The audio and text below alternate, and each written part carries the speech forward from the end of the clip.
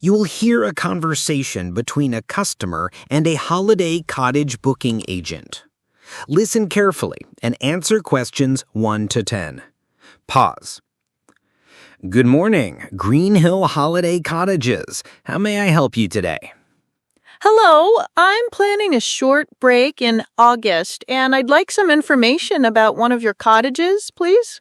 Certainly. We have a wide range of properties. Are you looking for something near the coast or in the countryside? Preferably the countryside, but I'd like it to be near a town. I don't want to be isolated. I'd like access to shops and restaurants. In that case, I'd recommend our Rosewood Cottage. It's located 3 kilometers from Oakham Town Center, peaceful but close to facilities. That sounds promising. How many people does it accommodate? It has 2 double bedrooms and 1 single, so it sleeps up to 5. The living room has a traditional fireplace, and all rooms are fully furnished. That's ideal for my family. What about facilities? It includes a fully equipped kitchen with a dishwasher, Wi-Fi throughout, and a private garden. There's also secure parking for 2 cars. Excellent. And what's the weekly rate in August? £650. If you book for 2 weeks, you'll receive a 10% discount. Oh, that's worth considering. And are pets allowed? Yes, 1 small dog with a cleaning fee of £30. That's fine. We only have 1. How do we get to the cottage from the city center? The easiest way is bus number 17 from the Central Station. It runs every 30 minutes and stops directly in front of the cottage. The journey takes 20 minutes. That's convenient. And check-in and check-out? Check-in is from 3 p.m. and check-out is by 11 a.m. If I want to book, what's the procedure? I'll need your name, address, and a contact number. We also require a deposit of £100, which is deducted from the final balance. The remaining amount must be paid 4 weeks before arrival. How can I pay? By credit card, debit card, or bank transfer. Once payment is received, we'll email confirmation and directions. What's the cancellation policy? Cancel more than 2 weeks before arrival, you get a full refund. Less than 2 weeks, the deposit is non-refundable.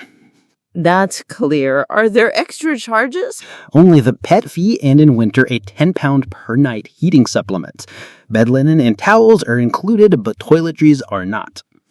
Do you provide a welcome pack? Yes. Tea, coffee, sugar, and a pint of milk. Guests appreciate having that on arrival. Nice. Is there a supermarket nearby? Yes, 2 kilometers away, and the town market runs every Saturday morning. Perfect. Could you also tell me about nearby attractions? Certainly. There's a historic castle just 5 kilometers away with guided tours daily. A family-friendly nature park is also close, offering walking trails and picnic areas. Many guests also visit the Oakham Museum, which displays local history. That sounds interesting. My children would enjoy the nature park. Are bicycles available at the cottage? Yes, we have 4 bicycles free of charge. Helmets and locks are also provided. That's excellent. Good morning, everyone, and welcome to Bristol. I'll be leading your historical walking tour today. The walk lasts just under 2 hours and is designed to give you a real flavor of the city, its history, culture, and architecture. Now, let me explain what your ticket includes. With the price you've paid, you'll be able to enter 2 of the museums we pass along the way. Normally, those museums charge separately, but your ticket covers them both. You'll also receive a complimentary drink at the cafe where we'll end our tour. Please note that lunch is not included. Many people assume it is, but you'll need to arrange your own meal later. You may wonder how our tour differs from others. Well, first of all, our groups are deliberately kept small, never more than 20 people, so you'll be able to hear clearly and ask questions whenever you like. Another difference is that all our guides are local historians who have lived here for years. Some other tours cover more places but rush through them. We prefer to go at a relaxed pace. Now, a word about clothing. Today the weather looks fine, but the ground we'll be walking on is uneven in some areas. My main advice is to wear comfortable shoes. Trainers are ideal. You might also want to bring an umbrella or a light raincoat. This is England after all. Sunglasses and hats are rarely needed, except perhaps in midsummer. Finally, before we set off, let me tell you where the tour ends. We'll finish back here in Queen Square, not in this exact spot, but at the cafe on the west side. Some other tours finish at the cathedral or library, but ours always ends back at the cafe. All right, so that's what's included, why our tour is special, what to wear, and where we'll finish. Now, if you look at the map in front of you, I'll describe the route. We begin here in Queen Square. From here, we'll head north along King's Road until we reach the Central Library. That will be our first stop. After the library, we continue north a little further to the cathedral. We'll spend about 20 minutes here and there will be plenty of time for photographs. From the cathedral, we turn east onto Market Lane. This street has many souvenir shops, but please wait until later to buy anything. At the end of Market Lane, we reach Harbour Bridge. This is one of the best spots for photos of the river. After crossing the bridge, we'll go south to St Anne's Park. Here you can rest or use the toilets. Finally, we'll walk west back into Queen Square, where the tour ends at the cafe I mentioned earlier.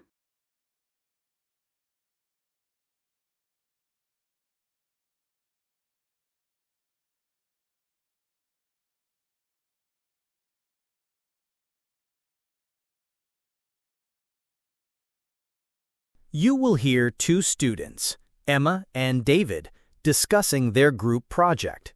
First, you have some time to look at questions 21 to 30.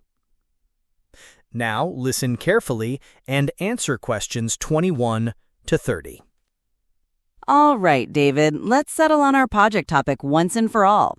We don't have much time left. I know. We had two options: analyzing renewable energy projects or researching artificial intelligence in schools. Right. To me, AI in schools sounds exciting, but I don't think we can find enough local case studies to make it practical. Exactly. The guidelines say we need regional examples, and renewable energy gives us plenty, like the solar farm nearby and the new wind project. Plus, renewable energy gives us data we can actually measure: output, costs, and community responses. True, that's a strong reason.